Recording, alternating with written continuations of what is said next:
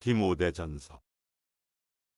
에베소 교회를 섬기고 있는 디모데에게 교회가 무엇인지에 대한 내용과 목회 사역을 돕기 위해 사도 바울이 보낸 편지가 바로 디모데 전서입니다. 디모데는 소아시아의 루가오니아 지방의 루스드라에서 헬라인 아버지와 유대인 어머니인 유니게 사이에서 태어났으며 어머니 유니게로부터 성경으로 잘 양육된 청년이었습니다. 바울은 루스드라를 두 번째 방문했을 때 디모데와 함께 전도 여행을 다니며 그를 믿음으로 훈련시켰고, 바울이 감옥에 있을 때 디모데는 에베소 교회에서 목회를 하고 있었습니다. 약한 몸을 돌보지 않고 복음을 전하는데 최선을 다하는 디모데에게 바울은 격려의 말과 더불어 믿음의 선한 싸움을 싸우라고 힘을 북돋아 주는데, 디모데 전서는 목회자로서 교회를 어떻게 돌보아야 하고 교회 안에 각 직분자들을 어떻게 세우고 함께 협력할 것인지 등에 관해 자세히 다루고 있습니다. 뿐만 아니라 기도에 대한 가르침부터 교회 안에서의 행동 거지와 감독 또는 장로와 집사의 자격, 그리고 과부와 헌금에 대해서도 언급하며 목회를 북돋는데, 이러한 디모데서는 디도서와 함께 목회 서신으로 불립니다.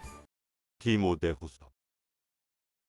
사도 바울은 자신에게 주어진 시간이 얼마 남지 않은 상황에서 믿음의 아들 디모데에게 편지를 쓰게 되는데, 복음을 전하는 사명자로서의 삶에 대한 가르침을 담은 이 편지가 디모데 후서입니다. 당시 로마 감옥에 gat혀있던 바울이 잠시 풀려나 니고볼리 전도 집회를 준비하던 중 다시 감옥에 갇히게 되었습니다. 로마의 네로 황제는 자신의 정치적 실정을 만회하고자 기독교인들을 희생양으로 삼아 그들을 잡아들였는데, 이때 바울은 마지막 유언과도 같은 편지를 디모데에게 남겼던 것입니다. 오직 복음을 위해 한 길을 걸어온 바울은 자신이 말씀을 전하며 겪었던 고통이 얼마나 큰 것인지를 알면서도 그 일이 복된 일이기에 디모데에게 권면하였던 것입니다. 장차 받을 영광을 바라면서 고난을 감당한다면 주님께서 예비하신 의의 면류관이 준비되고 있다는 것입니다. 이처럼 평생 예수님의 복음을 전하며 살아간 바울은 믿음의 아들 디모데에게 주께서 나를 모든 악한 일에서 건져내시고 또 그의 천국에 들어가도록 구원하실 것이라는 약속의 말씀을 하며 예수 그리스도의 복음을 유산으로 남기고 떠났고, 이 기반 위에 그리스도의 몸된 교회가 계속되게 됩니다.